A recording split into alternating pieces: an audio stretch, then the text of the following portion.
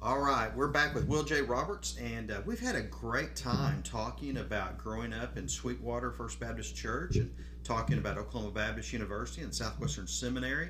We've talked a little bit about the mission field. Let's talk now, share a little bit about raising a family on the mission field, what that looks like, and then also the school that you started there. Okay, um,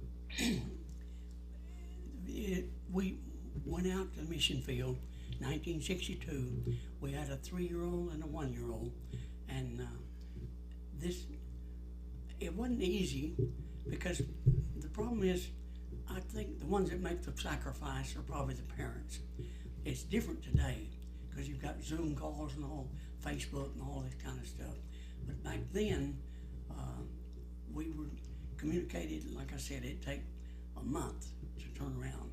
I remember when my grandma passed away, and I got a letter.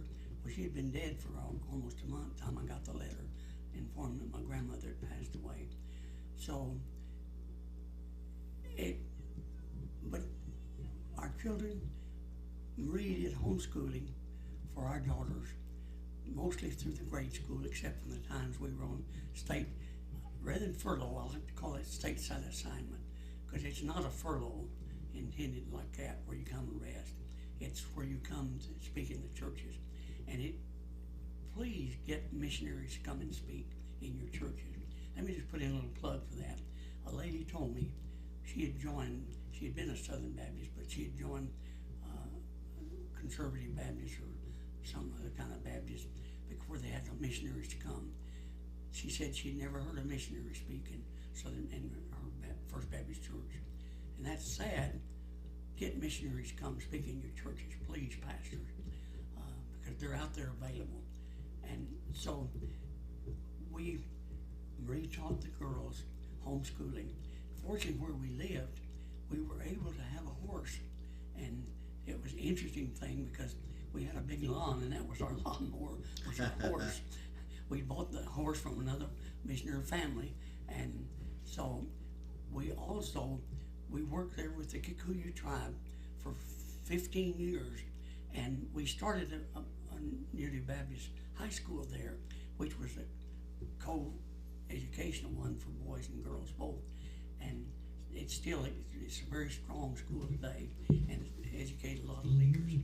Well, after we spent 4 more years then working all across the country of Kenya, and working as a co-director for stewardship and evangelism, worked closely with 2 nationals, and we traveled all over Kenya.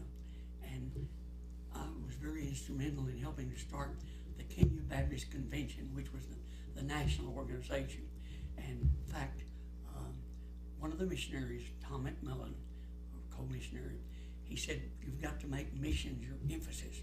If there's anything other than missions as emphasis, you've got it wrong kind of organization.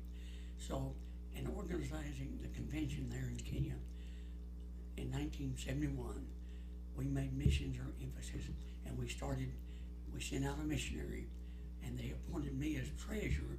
The nationals did, and as treasurer for the convention, and I served in that position for several years.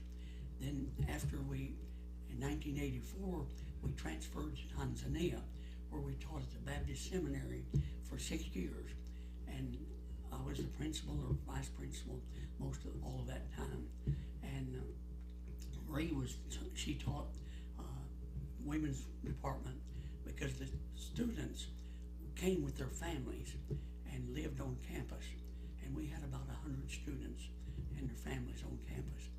Marie was campus nurse, and she would 24/7 caregiver. In fact, I remember a lady was going to have a baby, and so they come and knocked on the door, and she said, well, go and get her ready, and I'll be right down. Well, they came back and said, well, the baby's already here. So she got down there, and one of the ladies was holding the baby, but hadn't cut the cord, was waiting for Marie to cut the cord. So, but we taught there at that seminary. It was a blessing. In fact, some of the ones that are still alive are ones that were our students. And God is blessed. So in our last 10 years there in Tanzania, we were what we called itinerant missionaries, where we started churches all over Tanzania. And of the churches today that have had our influence, it's in the hundreds. And we're just grateful that God allowed us. And thank you as Southern Baptists for the support, because other missionary groups struggle because the missionaries have to try to raise their own funds. We are blessed as Southern Baptists because our program is through the cooperative program and the Lottie Moon Christmas offering. It's possible for our missionaries to spend full time being missionaries and not have to be fundraiser. Thank you, Southern Baptists. And I just wouldn't, the years that we had on the mission field, 38 total, was God was good to us. Remember, my motto is, love the people, tell them about Jesus, and learn their language. In other words, learn to communicate in the way that they understand.